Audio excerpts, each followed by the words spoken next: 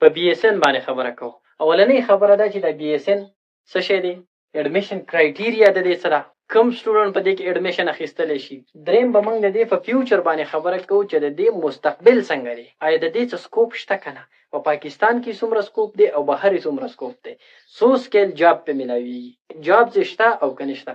نو په د دې په مستقبل باندې به خبره کوم. فردر سټډي، آیا په دې بي اس ان پسې اخوا نوره څه سټډي شته که نه، مخکې کې انسان تلی شي که نه. نو دا څلور خبرې به موږ ډسکس کوو. اول راځو دې خبرې ته چې د بي اس ان څه شی دی.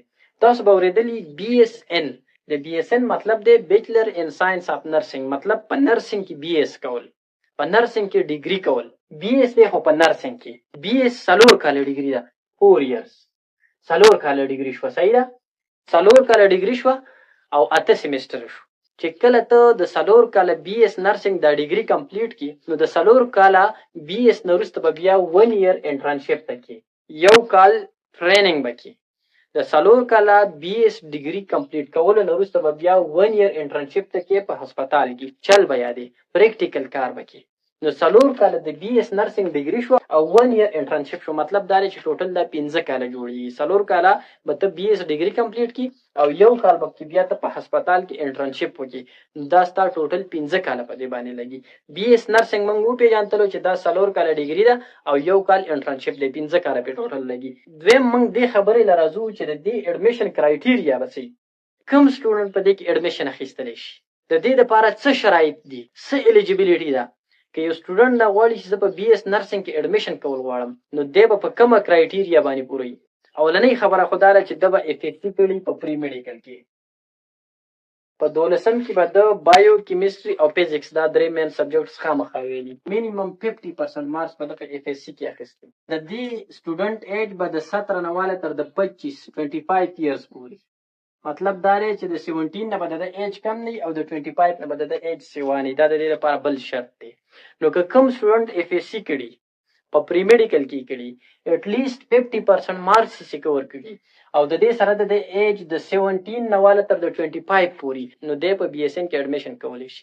دی د بي اس ان اډمیشن لپاره الیجیبل دی، دا اهل دی، دا اوس اپلای شي کولی چې بي اس نرسنګ وکړي. اوس دا بي اس ان دا په ګورنمنت یونیورسيټیانو کې هم شته او د دې لپاره پرایویټ کالجونه هم کولای شي. که ګورنمنت یونیورسيټي مثال به تاسو درکړم، د خیبر میډیکل یونیورسيټي کې ام یو چې ده، بي کې ام سی پاچا خان یونیورسيټي نه، د دې نام نرسنګ کیږي، بي اس نرسنګ کیږي. د دې نه علاوه پرایویټ کالجز هم کولای شي دي. پرایویټ کالجونه دي هغه هم دا ډیګري اپر کوي، لکه مثال نارت ویسټ دی په پېښور کې، آر ام آی دا رحمان میډیکل انسټیټیوټ دی، یا نور په سوات کې کالجونه دي، په پېښور کې کولای شي دي، په دیر کې کولای شي دي. مختلف علاقو کې اوس د نرسنګ کالجونه کولای شي دي. په دې کې بوایز الکان هم اډمیشن اخیستلی شي او ګرلز جنکۍ هم په دې کې اډمیشن کولی شي. نو دا خو د دې لپاره الیجیبیلیټي شو، الیجیبیلیټي کرایټیریا.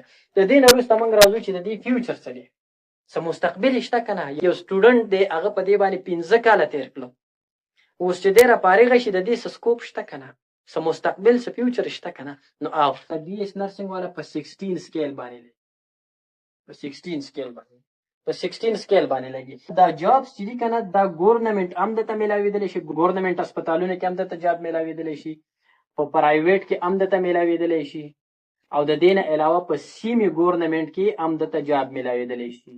سیمي ګورنمنټ لکه مثال شوکت خانم هسپتال دی، یو نرس دی هغه به په ګورنمنټ هسپتال کې په 16 سکیل باندې وشي او سون ان شاء الله پاسبل دی چې په جاب لګېدل. نو ان شاء الله ډېر زر به تاسو وینئ چې نرس له به 17 سکیل ورکړي. بیا د پروموشن مخکې کېږي، یو څو کاله چې د ایکسپیرینس وکړي، جاب وکړي، نو د 17 او 18 ته مخکې ځي. نو د جاب په ګورنمنټ هسپتالونو کې هم شته، په پرایویټ کې هم شته او په سیمي ګورنمنټ کې هم شته.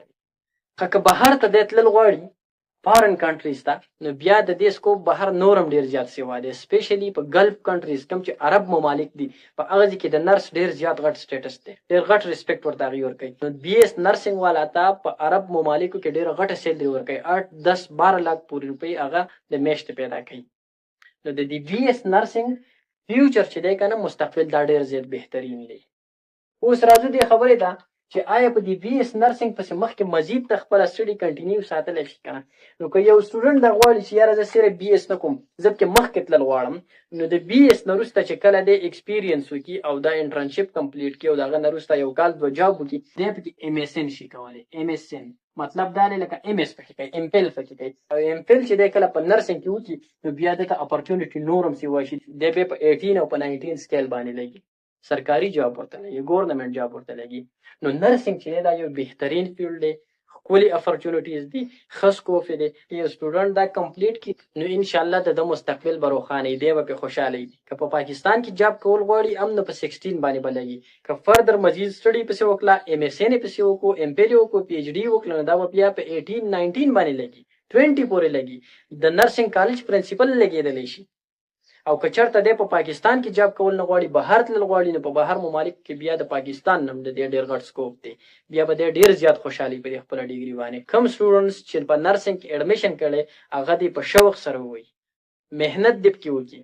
او کوم سټوډنټ چې د میډیکل د ایم بي بي اس او د بي ډي اس د دې سبجیکټونه پاتې شوي دي، نو هغه دپاره د نرسنګ دا یو بهترین فیلډ دی، یو بهترینه لاره ده. په دې باندې دې لاړ چې خپل مستقبل دې پکې جوړ کړي.